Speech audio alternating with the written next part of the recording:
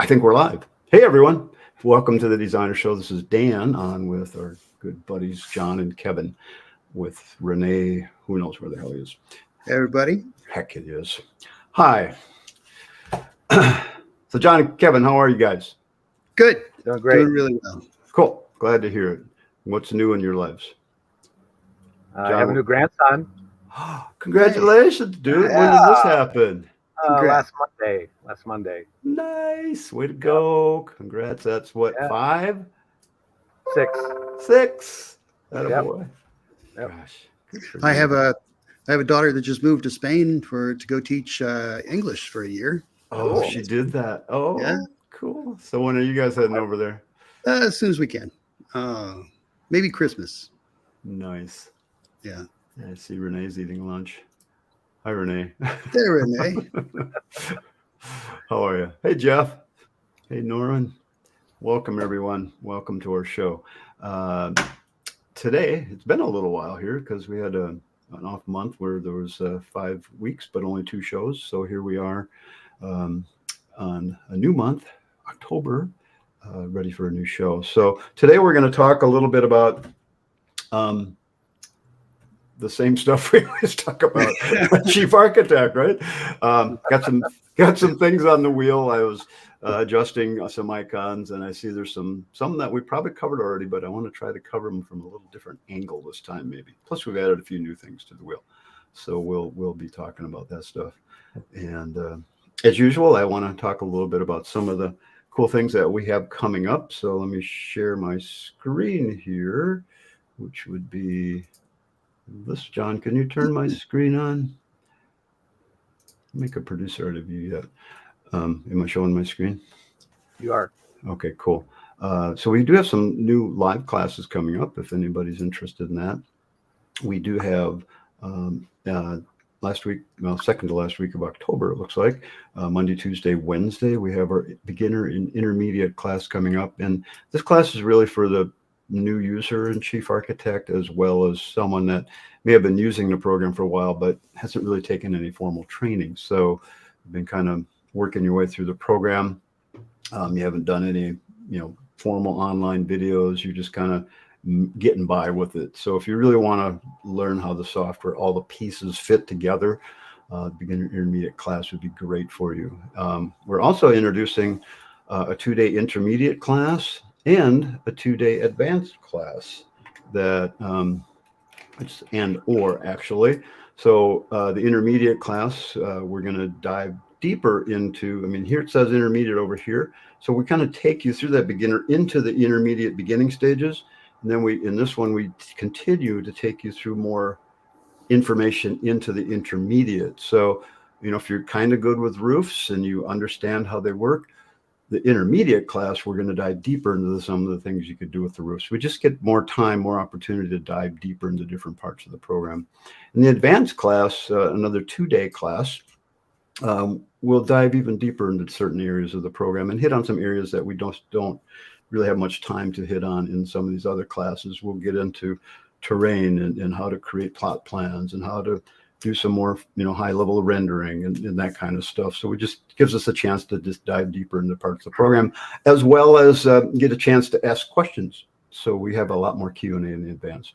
If you've never tried terrain before, it's nice to get a little bit of training on that. It is. And Terrain having done lots of terrain trading and terrain plans myself, I have a pretty good understanding of that, and I love teaching that. So, and I know John, you are really into that as well. So John and I teach these classes, so we'd love to see you. They're going to be in Minnesota here in Bloomington at a little hotel, Hampton Inn.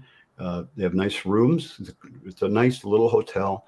It's a newer property, so the rooms are nice. It's only 109 or 119 a night for the rooms, so it's inexpensive. It's a quick shuttle ride from the Minneapolis-St. Paul airport, so it's a free shuttle. They'll take you there and back. They'll take you to the Mall of America, so you can explore the town a little bit. And so we'd love to see you in that. Those are available for registration right now. And then in March, we have our summit coming up again, March 1st to the 10th. It's a 1-week event that all of us will be there. All 5 of us will be there teaching. Plus, I'll have my family there who prepares all the food and all the meals and takes great care of everybody. And we have fun. We play cards and we just have a great time. So it's 5 days of training. We get there on Friday, Saturday. It's kind of everybody arrives. We get introduced to each other. Have some time to a little network. Then on Sunday, Monday, Tuesday, we do some training on different areas of the program. Renee's going to be there teaching his advanced level stuff. John and I will be there teaching the beginner intermediate level chief things. Kevin and Robin will be there to talk about business. Robin's going to talk about kitchen and bath stuff. So you'll have a lot of opportunity to learn a ton of stuff.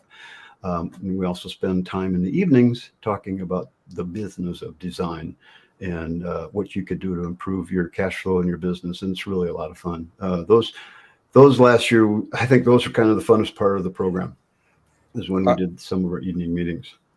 To summarize, we'll teach you whatever you want to learn at the summit. Pretty much. Yeah, that's a good way to look at it. So it's a lot of fun. And my family, they do a good job of feeding the heck out of everybody.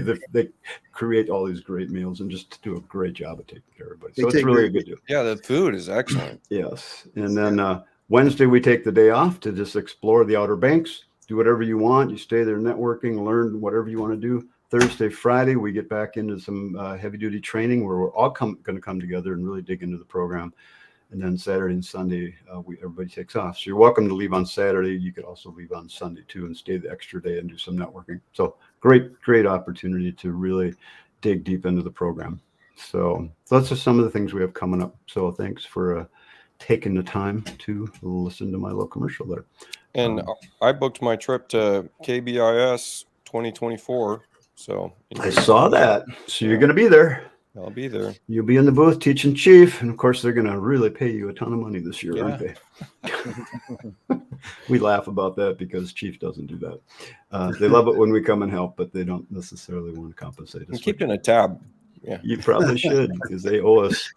If nothing else, they owe you favors. Yeah, that's okay. My take is just keep making good software and we'll all be happy. All right, so let's get into the Chief a little bit here, and let's do spin the wheel. I had one question from someone that wanted to know. Let's see, where was that question? That was by JT. JT, I hope you're on the call here. I don't have you didn't leave your name in there. And you had asked, how do you change the casing on the exterior of a windows for your whole project all at once? So there's a couple of different ways to do that. Now, when we take a project like this, where we've got two levels, and we want to make the casing on all the windows bigger on the whole project. So I'm going to lean on you guys a little bit too, because I was curious about this and I went in and played with it a little bit. So there's a couple of different ways to do it. One, we could use the select objects tool. All right, so we got that. And by the way, you guys, if you have questions, feel free to post them and we'll get to those. But in the meantime, we'll also do a little wheel spinning. After I do this one demonstration, Kevin is going to speak for a few minutes about some business things. Kevin, I apologize. I forgot to have you do that right away. So we'll get you in there. So let me just open the dialog for this window and let's change the casing to a larger exterior casing. Let's just make it 6 inches for the fun of it. Turn my num lock on. There we go. And now we got larger exterior casing. Now I want the rest of the project to have exterior casing that same size. So I was trying this where you go to the pick the object tool. Now this window has the size casing I want. So when I pick that icon and I click on the window, it seems like, I could just go in and spray this onto other windows, but it'll change the window to match this window. I don't want that. I just want to match the casing. So I have to go down here to the bottom left corner and click on this icon right here. I have to open the dialog for that and pick what it is I want to put on the other windows. So I'm going to hit deselect all, clear all, and I'm going to go to casing, and I'm going to pick the 6-inch width. Okay, and if I had picked a different style of casing, I would want to pick that as well. Okay, so So you're just going to want to pick all the things that have to do with the casing, has exterior casing. Okay, exterior casing. And then you click OK. Now, after I click OK, pay attention to the icons down here. Okay, because this is where you can change a whole group of items all at once. So if I want to just change the casing on one window at a time, I'm going to leave objects selected. If I want to change the casing on all the windows of a room, R for room, I'll click that. If I want to change all the windows on a floor, I'll click that. And if I want to change the casing on the windows for the entire plant, I'll do the one with the P on it. Now, let's do the one with the P on it and see if it works. And I couldn't get this to work on my plan. So when I go click on another window, it technically should have changed the whole plan. And this is what I want to ask you. See how it changed that one? It changed some of them. Why, guys, is this not working? Any ideas? I think that might be type specific. Tied to the same size window. No. Is it No, tied to the same size? Type It's specific. type specific. Is But it that's tied not to- true because you see a casement on the a single hung on the side. Yeah. So this was interesting as I we'll was do this playing with it. instead. Well, let's try one more thing here. Let's Yeah. deselect everything except 6 inches and see if that matters. So maybe it matters what we select. I don't know. Let's try that. Let's paste it on that one and did it. Didn't do the other one. Okay. So what do you got? What do you guys got? I know there's other ways to do it, but I just wanted to just bring up If you that go into the example. inside of the building, while you still got that object eyedropper,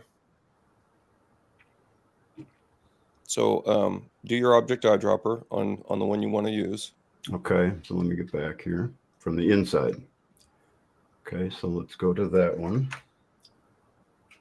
Okay, so that one has the right size casing on it. So Okay. I click my object eyedropper and I click on that window. Okay, and if you click, if you hover over the floor now, see how it highlights? It was Okay. highlighting. Yeah, now click on it. Go ahead. Okay, I did. All right, now let's see if that changed everything. No, It did not. that's what I was. Does it work? Does it work if you're in the plan and you use Select same type. yeah, no, Let's try it. the one for- with all the yellow boxes. I just lost the name of it. Had it Oh yeah, 2 seconds that one. ago. That one. Okay. So this is part of the troubleshooting, you guys. Match So properties. yep. So let's try the match properties thing. That was. Where's that icon again? It's not here. I'm Oh, not here gonna it give is. to you. This one Oh, right there it here. is, yeah. This one with all the little yellow dilly boppers on it, buttons on it. So we click. So I've highlighted a window with the casing that I like. Now we get the same dialog, match properties. So if I go to casing and I select 6-inch casing and I click OK. Okay. Now it shows me the windows that have 6-inch casing on them and the windows that don't are not highlighted. So now what I could do is click this button right here. It looks similar, but it's the same but different. Okay. Let's click that. I don't get the option to select the whole plan, but now I could just go and click on top of those windows till they all highlight. It's not going to do my grouped window. I think I would do it different. I would do it different. I What would would you- Working on my test plan, I'm not sure what's maybe one of your object settings is a little off. And you've got all different kinds of windows, Yeah. different sizes of windows. Yeah. Okay. I would select the window that you want and do match. I guess that wouldn't be any different than just selecting all the windows, but go into the library and Yeah. change them all. I mean, I could. Here's all, some of the other ways you could do this. Okay. I just wanted to bring that first one up because it was like, maybe we You can don't all have come to- up with a solution there. You don't happen to have any of those windows locked, do you? No, Okay. everything is wide open. So that means I would have locked the layer. So I haven't done that. So if I highlight the window icon, I can do a marquee over the whole plan and open the dialog, and I will be able to change some things. Now it's not letting me get to that because I have a blocked window here. So you can't select a window that's grouped together. But now I've got all the windows selected because I held highlight, shift key held down, open dialog. Now I could go in here and change the casing for all those windows that are highlighted, and that works. So that works fine. Now I would have to do this one separately. Okay, so there are certain things you could do there. So here I could go here, change that to 6, and now I'd have that. But then I'd have to do the same thing on the second floor, is change all the windows, highlight the window, group select everything, again, deselect the window that is grouped. So I have to unselect that. In fact, let me just not include that in the marquee. Edit dialog, change the casing to 6. So would it have worked to change my default casing size? Okay, so now my windows have a little larger casing. If I go in to change the default casing, No, that won't retroactively. I don't think so, but we'll try it just for the fun of it. Just because you guys are so nice. So, Here's object 6. eyedropper is type specific, it seems, or something. Because now I'm reproducing the same issue. I think we got to send that in. That's not working. You think it's a bug? That's what I was wondering. Okay. So here it didn't, when I changed the default, it did nothing. So the best way is going to be to group select. And another way to group select all your windows would be to click on a window and hit the select same type button. This one right here. And when we click on that, now we have these buttons here. We have the one that looks like a pizza with pepperoni and the one that's a square pizza, deep dish. Well, that's what they look like to me. Similar or current selected, and then we have restrictive select. I don't remember what the difference is. Do you guys? It's one of my favorite tools on the keyboard. One of them is exactly like the thing you selected, and one of them's generally like the thing. I think the round one is going to select all the windows in the plan that are not grouped together. And what's the other one? Not the pizza, but the waffle or whatever you call it. That's the deep dish. Square pizza. Square pizza. Yeah. So that one I use a lot because it allows you to focus in on a particular thing and then marquee select them quickly. Okay. So if I want to select similar windows, I click on that, hold my shift key down, and marquee. Oh no, it only got the same single double hung windows. Right. Same size, same type, everything. Okay. Yeah. I'm so used to just clicking the window icon and marquee select everything. I've gotten so used to doing that. That's what I do. But those are different ways to group select windows. So anyway, JT, I hope that helps in that quest. I got one more for you. Okay. Hit your Alt T for tools. Hit S for schedules, or just go ahead and get into schedules. Drop in a window schedule in there. Where's my schedules? Here they are. Windows schedule. I should just hit a W then. And then open that schedule up. Remove everything but the comments, columns to include. So click on number and columns to include. Go ahead and hit the remove, which is in the middle. Where? Remove is dead center. And what do you want me to keep? Remove all that. Just leave comments. Okay. Press OK. Now, on your schedule, open row object. You're opening all the windows at once. This one right here. You got to click on the row itself. There you go. Oh, we don't have anything with comments. Oh, let me make a comment. I guess you have to have some kind of data in there. So hold on. Open up the schedule again. Okay, let me hit undo. Open the dialog. Oops, remove all the columns to include. Just maybe leave. You could probably leave number behind. How about number or label? Yeah. I'll leave label. Label is going to be tough. Okay. Because it's going to have different labels. I'll leave number then. Okay, let's try that. Oh, I guess try it again. Leave label. Okay. Go to the very bottom. Oh, yeah. Bottom up. Leave comments too or not? Nah. Okay, so leave Just number. Need one data to report. There you go. Now you can open row object. That's this icon right here. Nope. Third to right. Yeah. This one right here. Open row object. Yep. Now you're opening all windows. Oh, but look at that. It's not letting you. If I can define a layer. No. Probably because I have a grouped window here. Oh, okay. Anytime you have a grouped window, that's what happens. It turns that setting off when you include that in your group. So I would have to find some other common denominator between all the windows except that one. Great concept, though. I could see where that would work nice. I mean, so again, you hit this, and that would change whatever windows I have with that thing in common. Cool. I like it. Does the style palette change the trim size? Maybe. Let's find out. So let me create a style palette with that size window.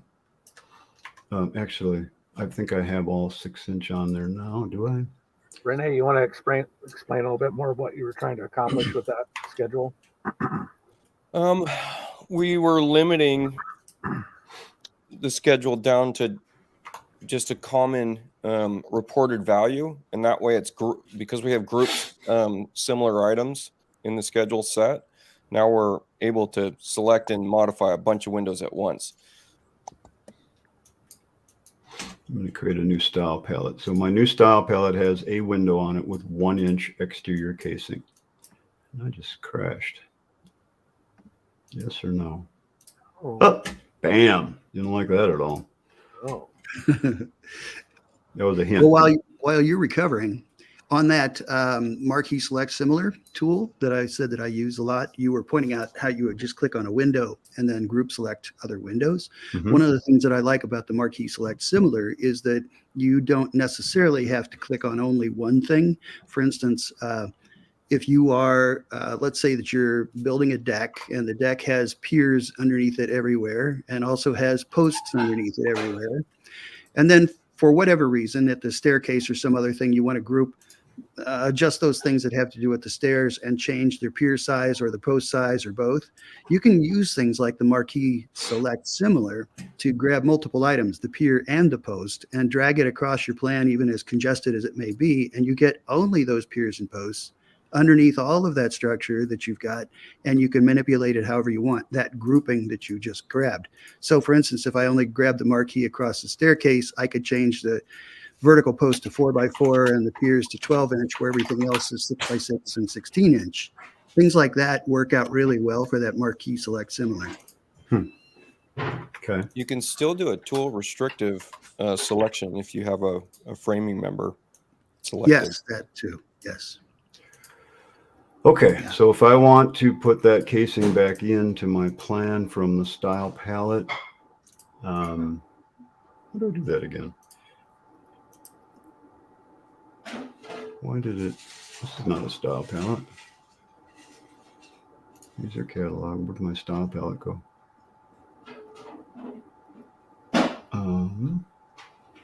Hello? Come on. One thing I wish Chief would let us do is name these things when we do them. When you save them. Yeah. Yeah. That should be it, but that's not a style palette. That's just a window.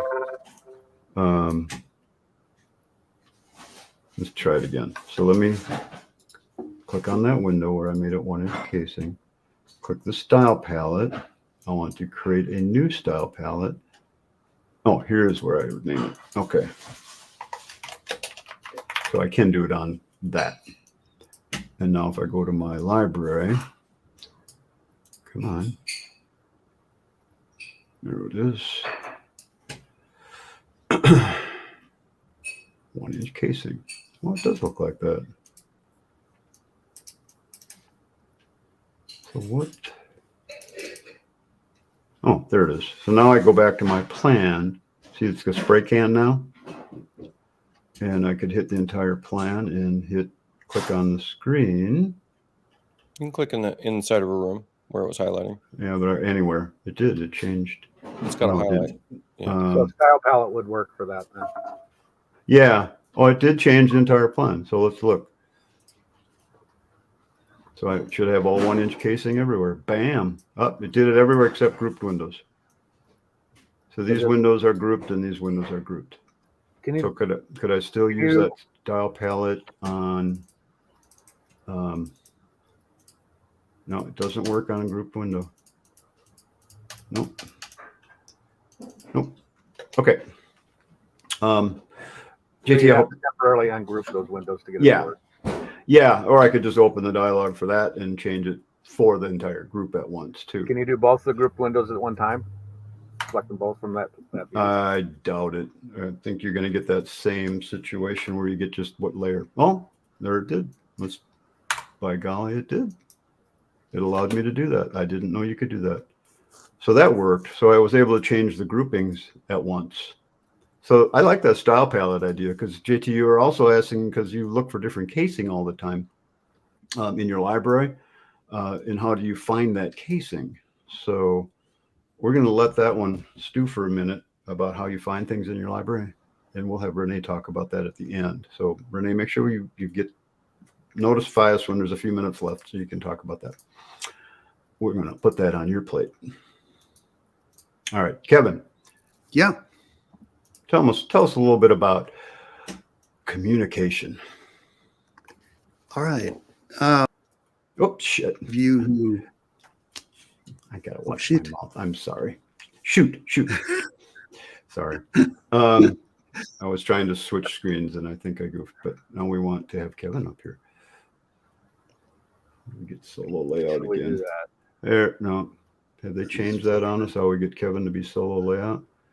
I thought it was just he started talking if we had that up there. Here it is. You got to have all the people up and then solo layout. There's Kevin all by himself. Have Hey, it, Kevin. Okay. All right. So those of you who know me know that I like to tell stories and I like to talk about the things that can improve your business. It's even better when I can tell stories about things that will improve your business.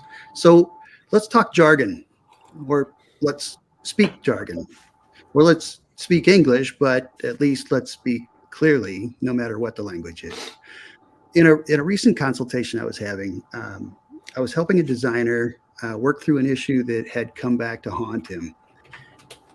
He was working with a builder. The two of them were working with clients. The clients had a misconception about how something was going to be done, and they only found out late in the process about how they were going to deal with that. This is a recap of that conversation between the designer and the builder, and how they dealt with something, how they need to deal with something that's going to cost them both time and money. So the designer said, and I quote, "Now I'll have to switch my footings all over to stem or some sort of thick stepped mono footing, which I don't have a detail for, so I probably won't do that, and have the 4-inch CMU go down and rest on top of the footing. It'll be built up to the bottom chord of the truss, so I assume that I'll need to throw in some H25As up there to anchor the top of the wall, even if it isn't carrying a load. There are slabs there now, but they're being removed for adequate footings and to bring up the FFE." Builder, of course, responded quickly, "What the hell? It was wood, not CMU from day one. I mean, it sounds feasible to do what you're suggesting, but I'll need to see if I can even find that veneer." So how many of you understood exactly what was being discussed? Not No me. hand? Okay, right? Now, imagine if that information had also been provided to the homeowner with the expectation that he or she was following the details. The biggest issue we face is misunderstanding, especially in communication with the clients that hire us for our expertise, but also the clients or the other people that we're doing business with, often who are dumbfounded when we follow into our jargon pit. They need to not only understand the terms, but they also need to understand what the terms mean, and even more so, what they imply. So many times people just assume that those they're talking to understand their TLAs, and just as often those on the other side are either too proud to admit it or insecure enough, or both, to ask the question about what is meant, even between professionals. How many Assumptions. times, Kevin, have you worked with a client and they're looking at your floor plan and they're nodding, yeah. And then the next day they go, "What was that? What size was that cabinet?" Yep. Just they don't think in 3D. Buddy. How, buddy? You got your helper. Yeah, my dog decided to come say hi. Yeah, it's true. They're going to look at the plans, and a lot of times, you could spin the plan around 180 degrees, and they still have no idea what they're looking at. They're as clear at that perspective as they were from the other perspective, which is that they weren't clear at all. I've even had a client who didn't understand what we were building until we were actually putting up trim, and she could finally tell after the demolition and the construction and everything else what the project was going to look like. And it wasn't even until then that she saw it. Yeah. So anyway, it's hard, right? It's tough to figure out how to get the message through. So people make assumptions, they make misunderstandings, and by and large, those are all problematic. I just had a meeting with a client in which clients said they wanted inset cabinets and hoped that those would save them some money. I explained that the inset style cabinets are actually more expensive due to the amount of exacting work that it takes to make sure that they're not off in the end. She contested that, and she pulled out a book and showed me in print that, begin quote, European frameless cabinets, also called inset cabinets or full overlay cabinets, are easier to build and are therefore less expensive, end quote. They're not, by the way, on many levels. I've been a production cabinet maker. I've designed and built furniture pieces, and I've also designed every single cabinet for every single project that we've built for the last quarter of a century. But there it was in print, so it was clearly right. It was not, by the way. She got that from the internet, I'm sure, so it has to be right. This was actually a hardbound book. I was really I tried to explain to her the reasons why, but my argument fell on resistant ears because mine wasn't in print, so obviously it wasn't believable. So when you I'm checking the comments right now to see if anyone asked. Nope. Nobody's even going to ask what a TLA is. I just slid that one in and nobody asked. So What is it? in case you fall into the reference that I made previously about intimidation, a TLA is a 3-letter acronym. The common go-to for those in the know and the most intimidating of all references ever to enter a conversation. In that original conversation earlier between the designer and the builder, the designer referenced bringing up the FFE. Since we're discussing humility and insecurity here, what's the actual English definition of an FFE? Furniture, Anybody? fixtures, equipment is a common term. Say that again.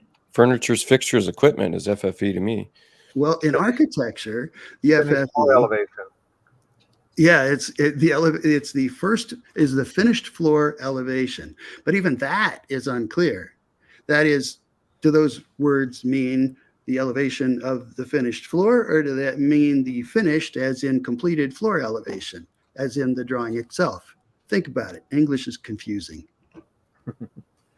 So, sort of, the FFE, or the finished floor reference, finished floor elevation, references the top of the stem wall, but it's actually the distance between that and the finished floor. So when you look at architectural or construction drawings, the FFE indicates that the height above the building's foundation or another reference point within the building is the FFE of the finished floor. So that height is the surface of the floor that people walk on or that you would put furniture on. It's important because if you're talking about flood levels or floodplain levels or things like that, any kind of restrictions, it's important to know the FFE because that tells you, how high you need to build a stem wall to keep water from penetrating in the case of some strange situation. So if the foundation is set for an elevation of 100 feet above sea level and the FFE is noted as 105 feet, the finished floor is 5 feet above the top of the foundation.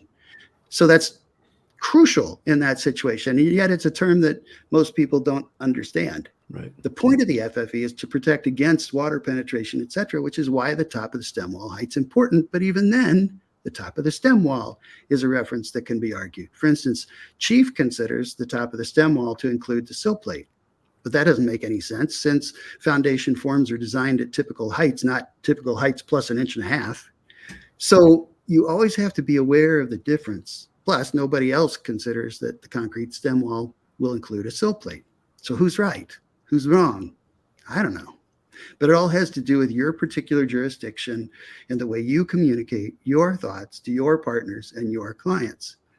In the end, in residential construction, the terms and measurements can sometimes vary based on regional practices and specific project requirements. It's important to understand that what you're talking about, but it's just as important that those you're talking to understand what you're talking about. As long as you're clearly communicating, it's all good. So for more fun with jargon, tune in weekly to my podcast, What You Don't Know Will Hurt You, wherever you find your favorite podcasts. I'm kidding about that. I love it. Thanks, Kevin. So in other words, don't take what we talk about for granted. You know, keep your clients and suppliers and subs in mind. Make sure that they understand what the heck we're talking about. Yeah, I do. I think it's pretty common for all of us. We get used to this language, and amongst each other, we get it. But when you're talking with your clients, yeah, look for the glare. Look for the glare in their eyes. Yeah.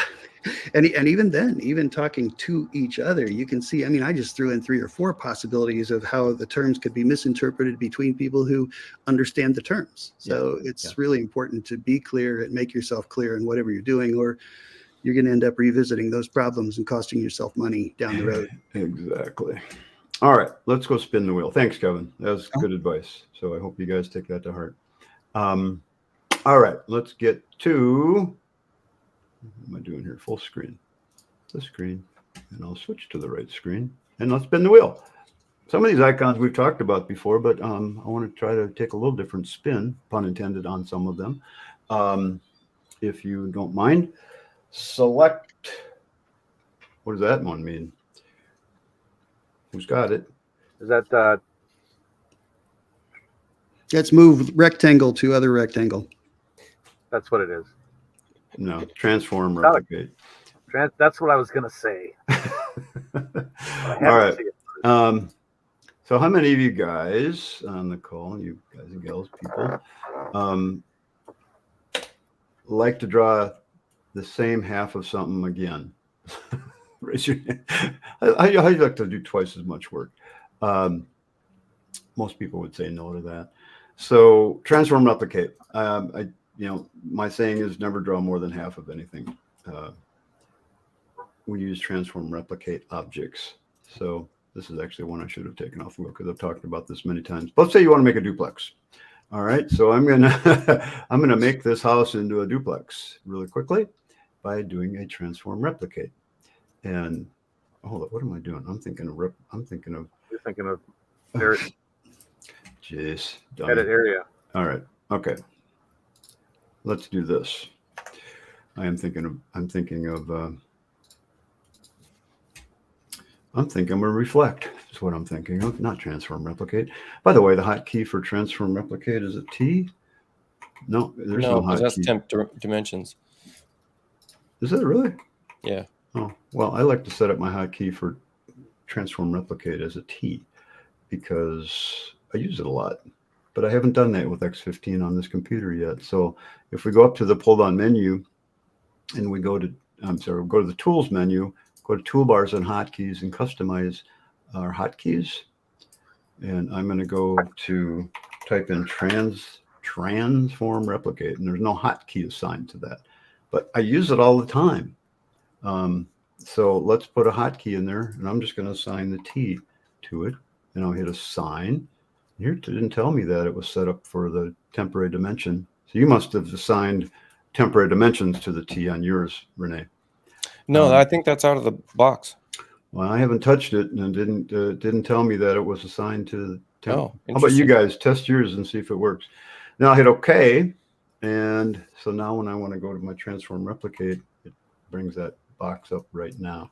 So one of the things that I like to use transform, replicate is like, especially when I'm doing cross sections or something, and I want to create something at an angle, I'll use transform, replicate. Hit the T key to rotate things. So make sure you click on an edge. I don't want to rotate the ends of this. I want to rotate the bottom edge here to a specific pitch. So I'm going to hit the T, transform, replicate. I'm going to go rotate that to a absolute angle, not relative to where it is now, but what is the absolute angle that is going to be. And right now it says 150 degrees. Well, I don't know what that means in pitch. So I'm going to change the number style to pitch. And this dialog here, when you hit number style, will change the way the numbers appear in these boxes. It doesn't change the way it appears on the plan. It's just how it shows up in the boxes. So watch how the angle changes here in this box right here to pitch. Now it's 6 and 15, 16. So I'm going to make it 8 and 12. So now you just type in that and click OK. And now it's going to rotate that. That's an 8 and 12 pitch now. So just a FYI, you can always type in 8 and 12, whether it's you got it up there or not. absolutely. So if you go into your transform replicate and I want to change that to a 10 and 12, and I'm still displaying any other number, actually degrees, I could just type in, because I want to keep minus 10 in 12. You have to type it like this: 10 space in space 12. And then a minus sign is, depending on which direction it's going. And that's the pitch for it. Now it's a 10, 12. So you don't have to change that to pitch.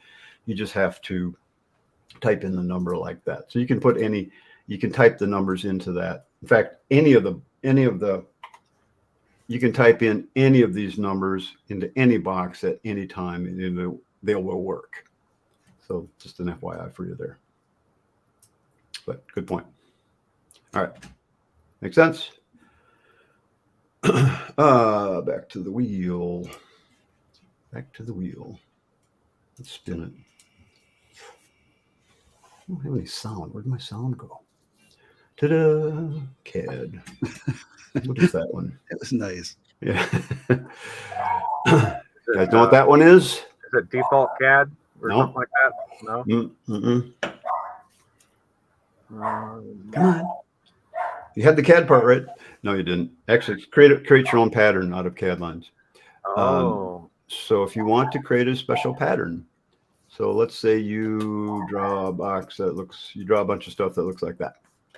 And if you group select it and you click that little button that shows up down here, okay, not that I really want that pattern, but I could do it. And your dog likes that pattern too. So there it is. I just created that pattern. That's kind of cool, actually. So if you have something you see online that you can trace over, anything you can create out of CAD lines, you can create a pattern out of that. So when I could name that, my pattern, and I could change the size of it. I could shift it around a little bit, but if I click OK, there it is in my library. And at any time, I could now put that into somewhere in my plan. So if I wanted to have that pattern, let me draw a CAD box here. I usually have my library open on the other screen. So let me just draw a box and I'll fill it with that pattern. And there we go. Okay, and I could, when you stretch that box, you see the patterns there. Now I could open the dialog for that and change that pattern size. So I could go to my fill style. And right now the pattern is a scale of 1. So I could make that a scale of 0.25. It's going to make it smaller. So there you go. So that's what that icon does. Kind of fun. I haven't used create my own patterns much, but I've used it a little bit. And it's kind of nice to know that it's there. So can we go back to the transform replicate once? Can you Sure. select something and hit your T? Hit my T. Okay. So what did Alan do? What's going on with Alan here? He signed the T to transform replicate, but it doesn't bring up the dialog box. What happened? Did he hit the assign button? I do that all the time. So when you go to toolbars and hotkeys, customize hotkeys, and you type in, again, I'll type in trans, and I click on this and I'll type a T down here. Half the time I forget to hit that stupid assign button. So make sure you've done that. Make sure it says T up here when you search that. Because if you hit that, it should work just fine. That'd be the only thing I can think that it would be doing. But you have to click on something to get the transform replicate to open up. But I am in that box a lot. So I do like to have a hotkey on that. Let me know if that's what it was. He says actually it failed. Oh, he got it. Too many T something. Too many T something? He's got too many hotkeys that start with T. Oh, that could be. Well, try something else. You could do Alt T, Shift T, anything that's comfortable for your hand. if you don't open transform replicate that much, don't worry about it. But I happen to use it a lot. I'm going to spin up the wheel a little bit. Let's see what we come up with. How are we doing? Quarter 2. All right. That is, what is that, you guys? Blocked text. Edit I have items. no idea. Edit items in a block. Adams CAD block. Yeah. It's kind of funny because you guys probably know exactly what that is when you're looking at your screen and you see We a do. small icon. But when you see a big icon like this, Yeah, go, with what the something heck? I know. It's out of context for your screen and all that good stuff. Yeah, exactly. Yeah. So if I click on a block in my plan, which would be even a toilet. Toilet has a 2D CAD block in it. Every item in chief that plays on the floor plan has a 2D CAD block, and an outlet would have a 2D CAD block. The advantage of this right here, that's the icon right there. And again, you guys know exactly what it is. Yep. So the idea is that we can't ungroup that because that block is part of a toilet, or maybe we have a block in our plan that we've been working with and we want to change it. So when I click on something and I group it together, I make a block out of it with this icon and I block it together. Now I get this, now I have a choice down here. I can unblock the whole group and it'll just be lines again, or I can edit the lines within the block without ungrouping it. Okay. And that's what this one does. So now I could go into here and I could change, you know, my lovely little just lines here. I could add text. I could change the size of it. You could do whatever you want to the block without ungrouping it. And then when I close this, you want to save the changes to that CAD block. I'll hit save. And it's going to ask me, let's say, for example, that you have, 20 outlets in your plan, because an outlet is a CAD block. And you wanted to change the size of those CAD blocks to make them smaller or bigger. Where's typing once you mute yourself? You could say change all of them or just change only this one. So you got that choice, which is really cool. So that's a really easy way to change all the electrical outlets in your plan to a different size by just editing the CAD block. So I think I've talked about that before, but. Do you know of any reason why it wouldn't work? Why it wouldn't keep the changes?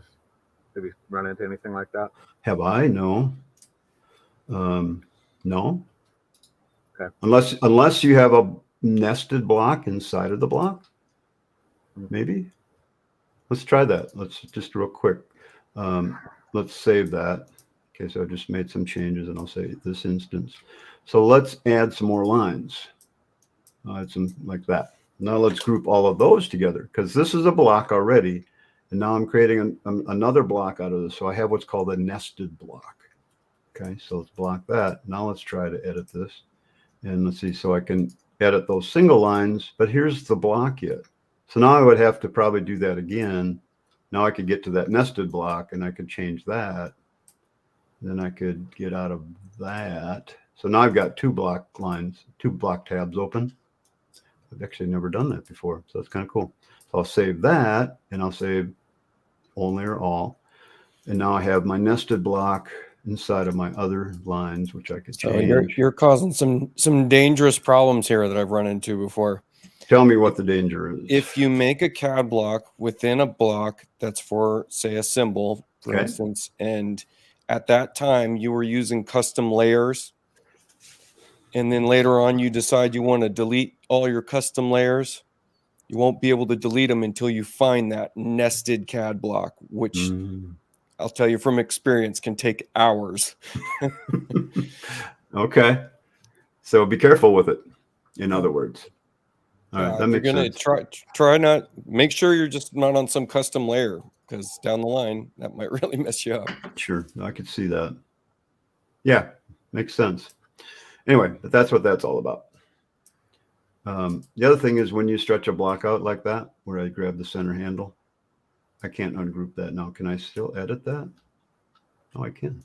So I can edit it within the nested block or within the, oh, that's new. Okay, cool. Never used to be able to edit the items in a block if you stretched it like that. I can't unblock it. It'll say can't explode it when you change the scaling.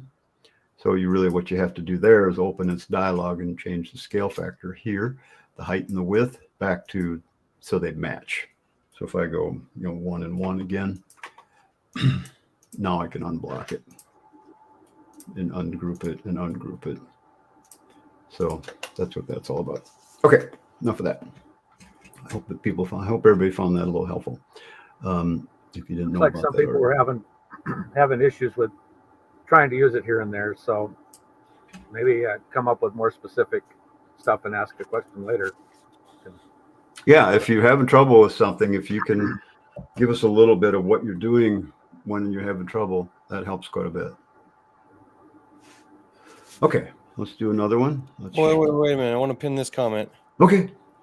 Suggesting a theme of focused set of videos, rendering interiors, marketing exports, then framing, conducts, plans, and permits.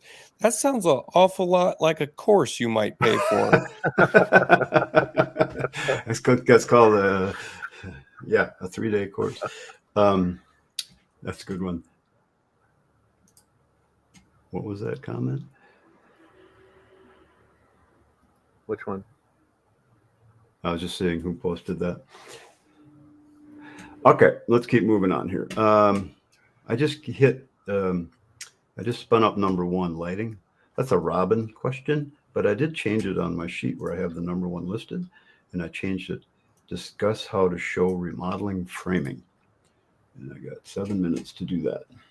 But I don't have 7 minutes because Renee has to show this library thing. So this should say framing. I forgot to change it on my wheel. So let's talk about that a little bit. I do a lot of remodeling plans. In fact, I love doing remodeling plans. They're kind of my bailiwick. It's what I really enjoy doing, more so than new homes. Firstly, because they're more in and out. You get in quick, you do it, and you get to match. My background is remodeling, so I really enjoy it. So when I bring up a 3D view, here's my plan. This is a room addition right here.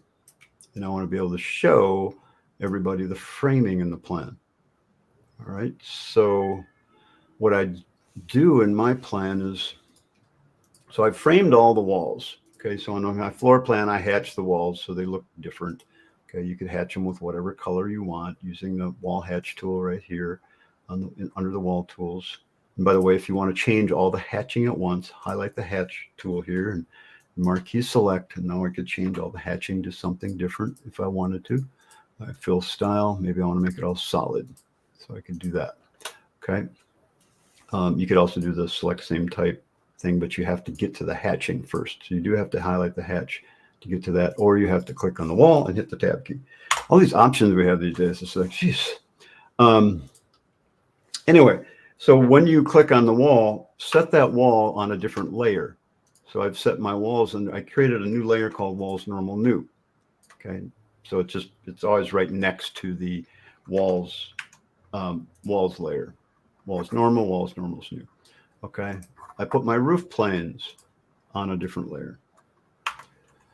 Walls, line style, roof planes and new. Okay. I put my, you can frame just a room. Okay. So when I do my floor framing, I'm framing just the space that I'm going to work on. So if I go to my framing, here's my framing for that. All right. So there again, I've made something, I use the click on the room and hit the floor framing, and using the frame icon right here. Okay. Anytime you see that, whatever you have highlighted, you're going to frame that item. All right. So I've added all those things under my framing for my framing plan. And so now when I go to my 3D view, I have created a default set, which will bring up the layer set, which has the walls and roofs and floors turned off. So now when I look at that, I can see just the framing. Okay, so these walls are marked as existing, just normal walls. And then the wall layers on my other walls turned off. So I can see the headers.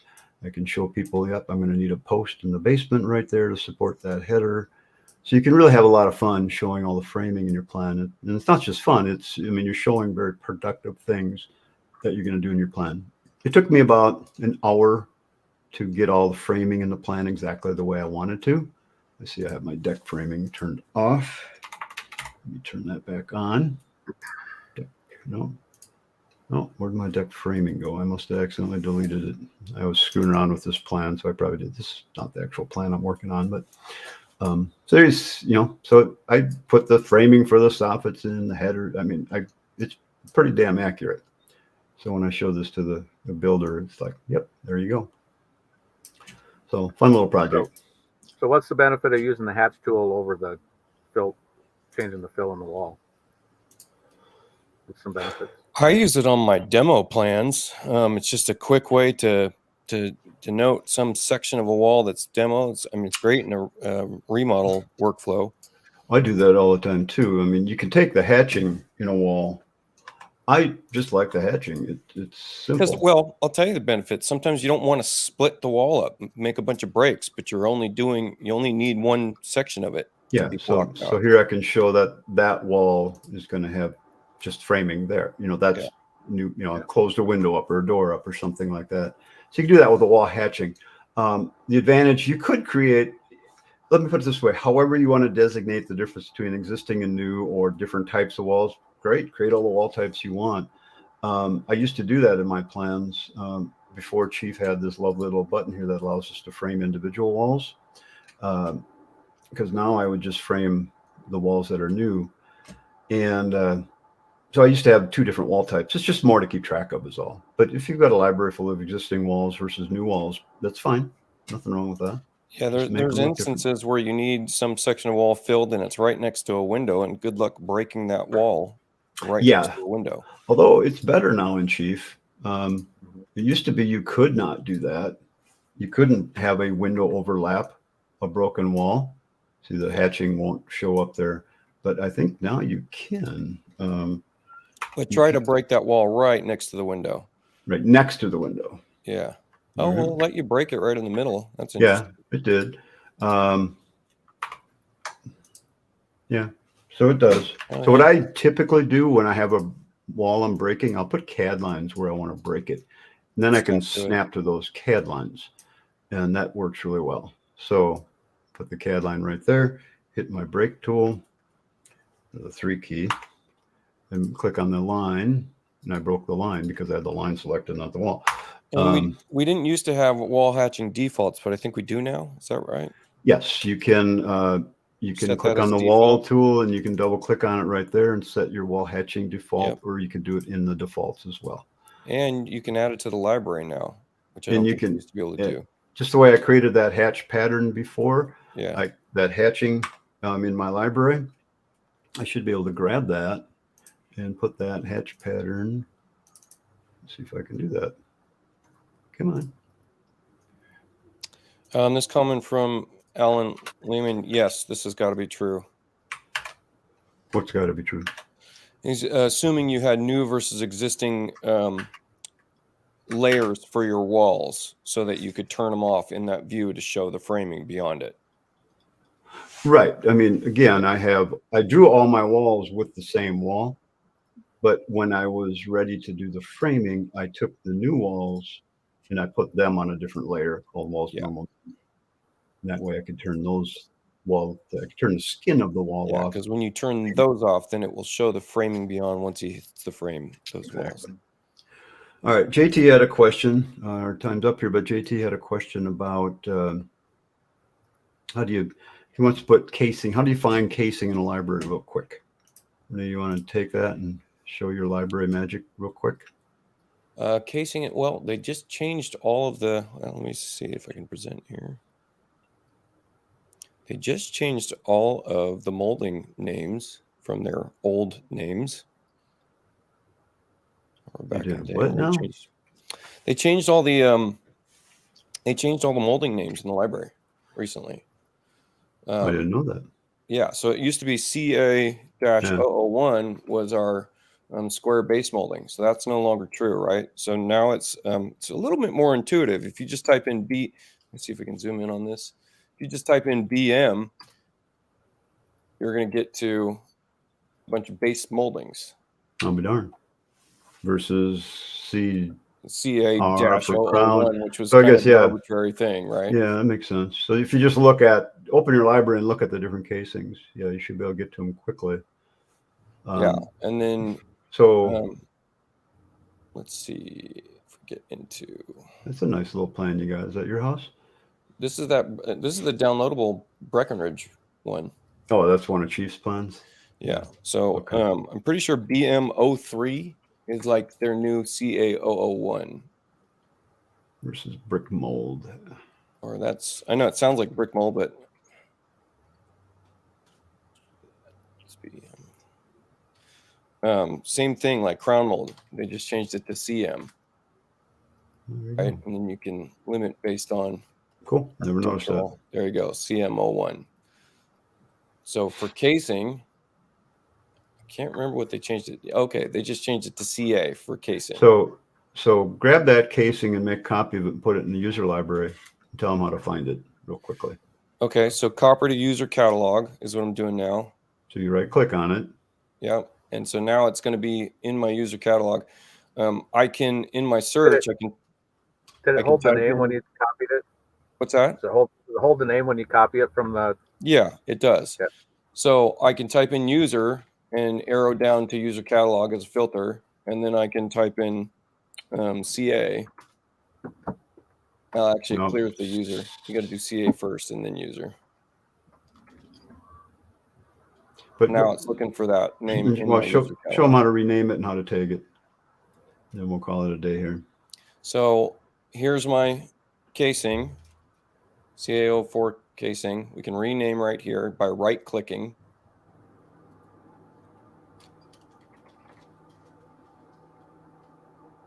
Okay. So name it whatever you want. From here as well, we can add tags. If you hit manage tags, that will get you to a dialog that I don't know where it is. Let's see. This is going to be on my a little pop-up window here. You can search for tags or you can add a new one. If you just start typing something, it will give you the option to create a new tag called typing something. There you go. Once I do that, it's going to tags for casing I downloaded, typing something. Yeah, it could be a tag. It could be a tag called casing. It could be a tag called trim. My trim, that kind of a deal. So you could. And then if you want to go a step further, you can get down into the details window, and you'd have to turn this in by the gear icon. So the gear icon, we've got details checked. So we're showing this, and I can hit this little edit notes button and type in some notes. And you can even include some hyperlinks in there if you'd like. Mm-hmm. So and the hyperlinks are clickable. Yeah. Speaking of rabbitdesign.net, you guys go to Renee's website, and he's got some great products there. You got to go check them out. Cool. You got your kitchen library, you got your closet library, you've got your templates. You got some good stuff there. So guys, check it out. Timothy, that's my town, man. There you go. Right here in Oakland. So yeah, shoot me out a message. I'll actually be in San Francisco for a friend's birthday, and that's a Halloween weekend. So you're crazy. Come dress in a mask. Cool. So you guys, if you need help on plans or anything, give John a call. That's what he does. So John, what's your website name again? Imagine-drafting.com. Imagine-drafting.com. And then Kevin, we can see your website, designbuildmentor.com. So if you guys want some business advice, look him up. If you go to that website, Kevin, you still have your sign-up form there. People can sign up for a free half hour of your consultation with you. So Kevin knows of what he talks about. He's been it's not free, Ken. It's not free. It's complimentary. Sorry, you got me. I was seeing if you're paying attention. We never use the word free anywhere. But it is complimentary because it has a good value to it. And of course, come over to chiefexperts.com, sign up for our training classes, check out our summit. We've got some other things coming up. We've also got the Pro Academy. So feel free to check us out. Everyone, thanks for being on the call today. We really appreciate it. We'll be back in a couple of weeks. Maybe we'll spin up the wheel again. I thought it'd be kind of fun to throw in a class about some of the apps that we like to use. So maybe we'll talk about some of those things in one of our classes coming up soon. And because there's lots of good apps out there that we use in our business. So yeah, if anybody on the if anybody on the call has some ideas about good apps, send it to us so we can take a look at it. Yeah, good apps, or if you would like to join us on a call, you got something good that you'd like to talk about, let us know. Let me know. Just drop me a line and be happy to talk about it. Oh, guys- and Dan, let's Yeah. mention we're speaking next week. Oh, that's right. We'll be in Kansas City at the Sun Design Group event. We get to, Renee and I, and Kevin will be there too. We're going to talk about AI because we've been digging into it quite a bit, and it'd be interesting. We'll get to that on one of our shows where we talk about AI. And my brother just came home, and the dogs are saying hi. So with that, I'm going to say goodbye. See you, everybody. Bye now. See ya. Bye, everybody.